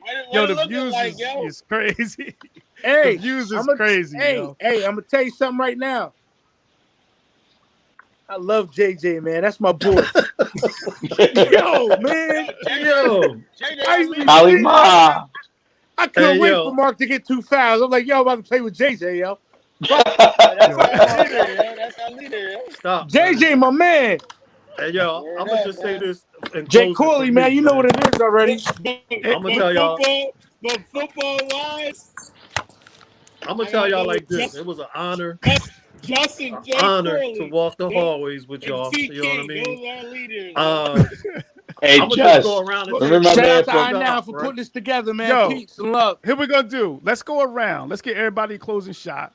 So let's start. JJ, go ahead. You started. We'll go everyone get somebody. All everybody right, get closing. a chance to I close just want to say, last time you had a podcast, they was talking about talented. Duke's still a little upset that me and him had a break off in the 5th grade. Got the trophy, bro. I beat him. So, but now on a serious note, man. Trophy up there somewhere. On a serious note, my message to the kids that's coming through Long Branch right now is just be humble. You know what I mean? Be humble. First, take care of what you got to take care in the classroom, and then know your history. You know what I mean? Like, it's a lot of people that wore that Long Branch jersey. You know what I mean? So, like, for me to come out of pinstripes, my freshman year. You know what I mean? We wore those joints, yo. Yeah, we wore those joints to finish it up. You know what I mean? Yeah. Like the one thing I remember most for me, it was walking out of school. You know, freshman sophomore year doing a Rodney King thing, and that's what made the '94 class more than just athletes. You know what I mean? So like, you know, this group right here, you know, our class, we could say we started to change. You know what I mean? So like, all I would say to the, you know, future generations and the, you know, the kids that's playing right now, hey, it was a time when Cove took over and we won 4 games. We was 4-15 to 2 years later, you know, playing in the state finals and the Shore Conference finals. So as Kevin Garnett says, anything's possible. I love y'all brothers. Y'all poured into me as much as I poured into y'all. And, you know, like I said, you know, between Jay Corley, Just, Mark, Duke, T. King, and Rawls, you know, like I said, the conversations and just the competitiveness. My thing is, I wanted all 5 brothers on this podcast to be better than me. You know what I mean? And I'm glad y'all accomplished what y'all accomplished. Word. The love is real, Jay. You know it is, bro. You know it is. And thank you for taking tonight and coming out and be a part of this, fan. Word up. The love. We all go way, way, way back. Way back. So that's what's up. Who else want to holler? T King. Let's hear your closing shots, yo. Man, I just appreciate y'all, man. I mean, like I said, I come from the Pook side, and you know, y'all embracing me to come over there to the center because I never used to come over there and play in the center. And then you know, we got to the middle school. We all started hanging out together in high school, and I think like our senior year, it really clicked.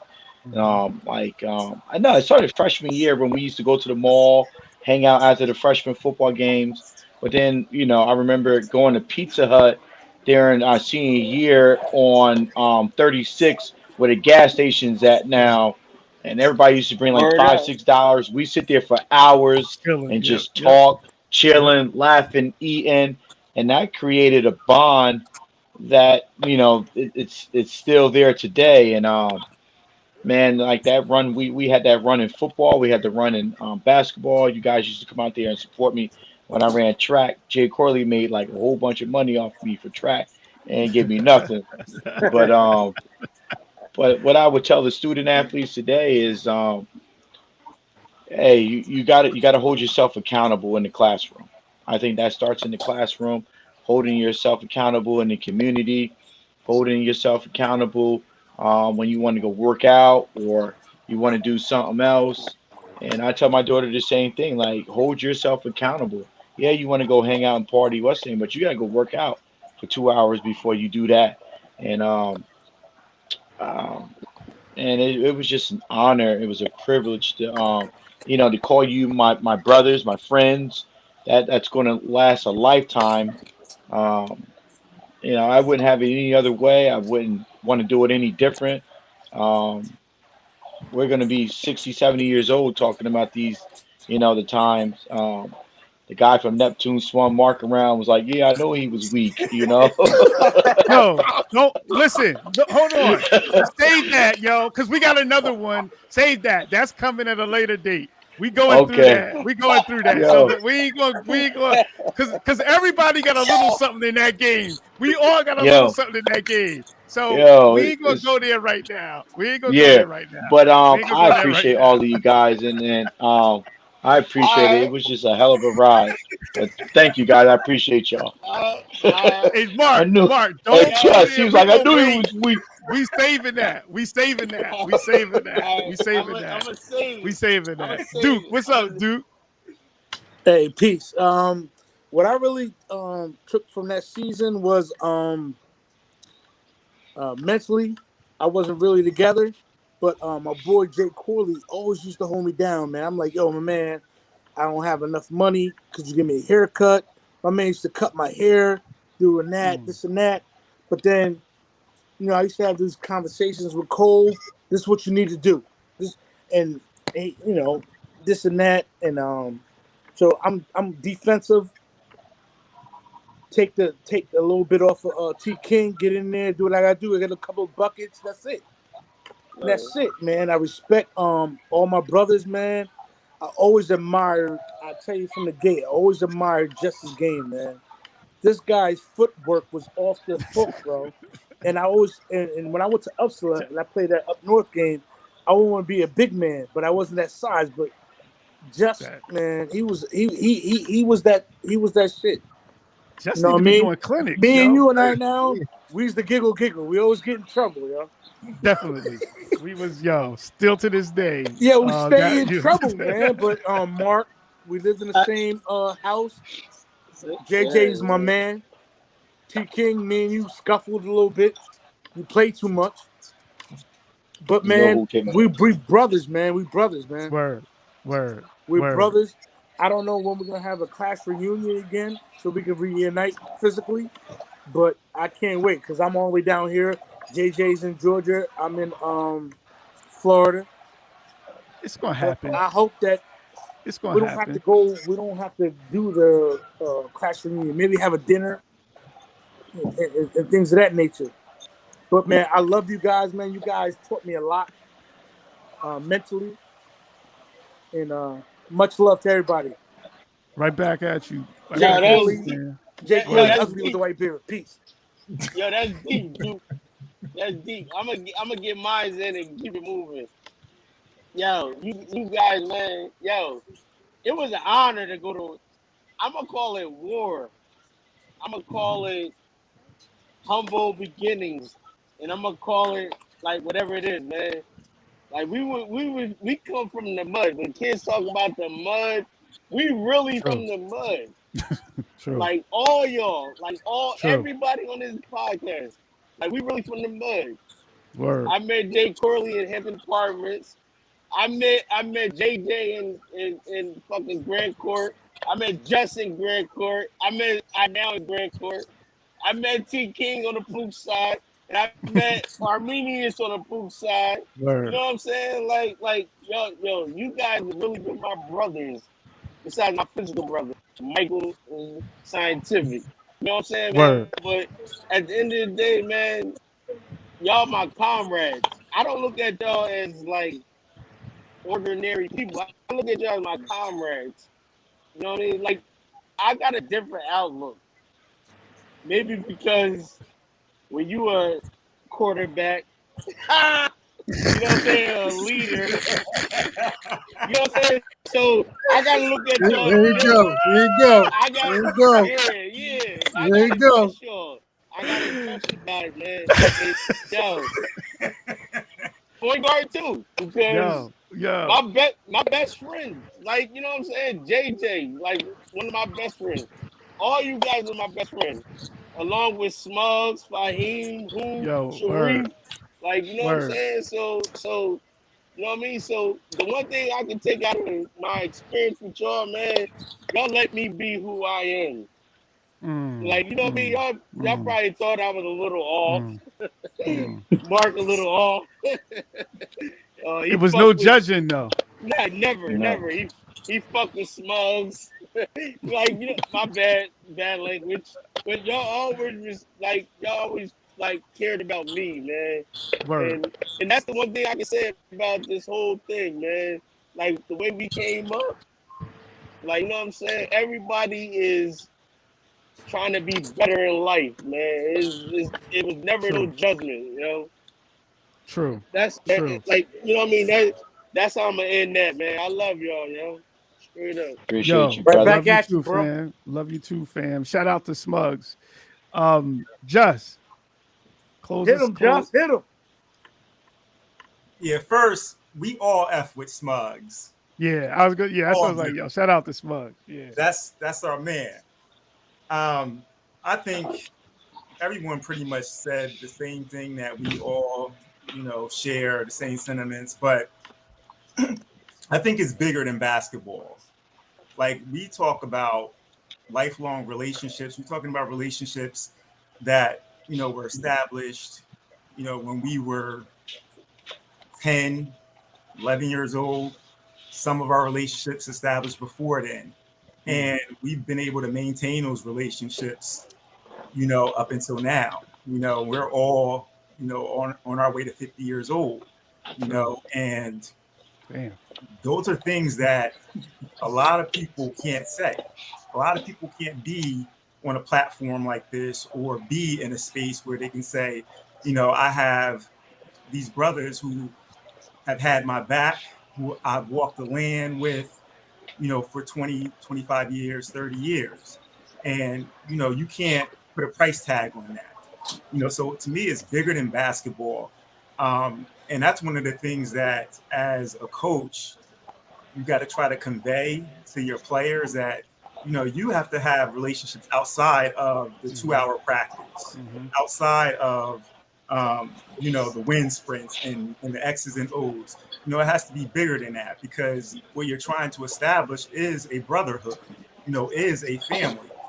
And once you have that, you'll be able to go down memory lane, have these discussions, whenever, and pick up, like you've never lost a beat, like you've never been apart from each other. And the good thing about most of us is that we are still, genuinely in this, or generally in this area, close enough where we can see each other from time to time. But, through social media or whatever the platform it is, we're still able to communicate. And when we do, it's all love. It's all love. And I think sports, basketball in this particular case, I think that's secondary. I think the family part that most of us have expressed is the most important thing. And again, especially in the days and times that we're living in, this is more important than gold. So I appreciate that. I appreciate the relationships I have with each and every one of you, just as important as my biological family, as my extended family. So true.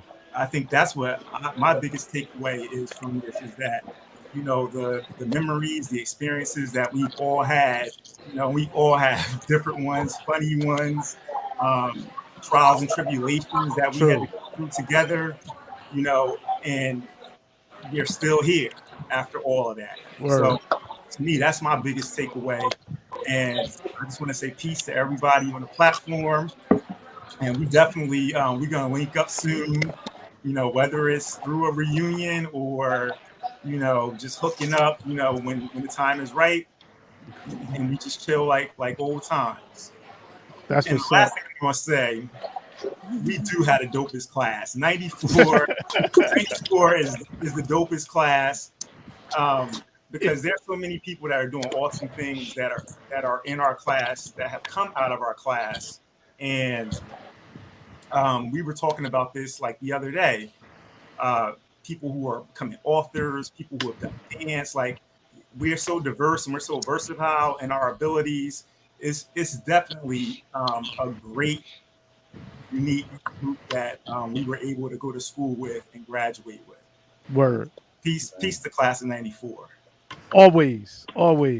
Jay, take us home, fam. No, I appreciate the opportunity to be on your platform. I don't really have too much. I think I said everything, man.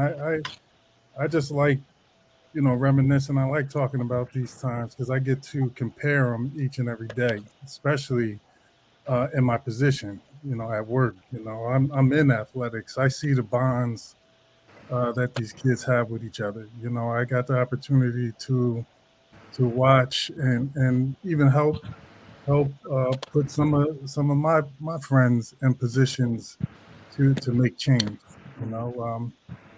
Go back to JJ coaching freshman basketball. He's not talking about the history because he used to take his team out the locker room and take them to the trophy case and explain every trophy to them, so they understood that. T. King, head coach at track, indoor and outdoor. You know what I'm saying? Just, I'm recruiting Just, but Just, how Just is. Behind the scenes, he just wanted to be the assistant. Just should be the head basketball coach, but he didn't want that, But like I said, I appreciate all of y'all, man. I miss high school. I had a good time in high school. A lot of people don't want to go back to high school. I was fortunate to have a great high school career and great college career. I always remember the English class with Duke. Well, English and history. Well, I left the English class, but that first day. Yeah, you left English crazy, bro. First day of class, she was talking about a whole bunch of tests, so I just got up and left. And I went to my guidance counselor to get my class changed. No, I appreciate everything. I think I always feel comfortable when I come around you guys. I'm a type of person, I don't like to surround myself with a lot of people. But I know when I get around you guys, I don't have to use SAT words and things like that.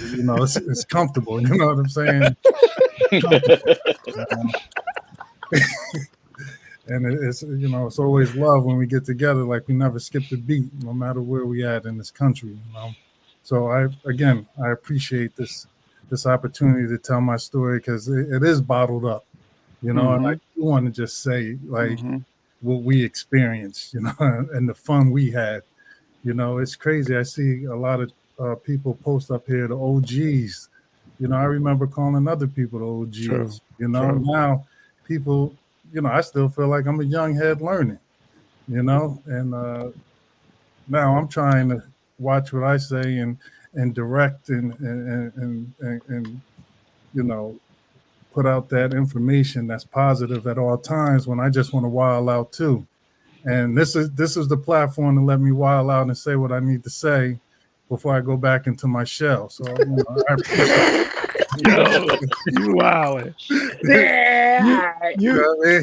So I appreciate this opportunity, man. Definitely. Well, shout out to you right now, man. Thank you, man. I appreciate y'all, man. And I gotta say, when I made the call, all of y'all was like, "Word, let's do it." And I appreciate y'all for taking the time for that. And even when we connected in that group chat, it just brought back like a feeling of love. You know what I'm saying? And then even this week, obviously for our community in Long Branch, but specifically, JJ's family. The craziness this week, and losing, and you talk about some OGs, you know what I'm saying? You talk about, Rock, you talk about Miss Nettie, like you talking about cornerstones in Long Branch, and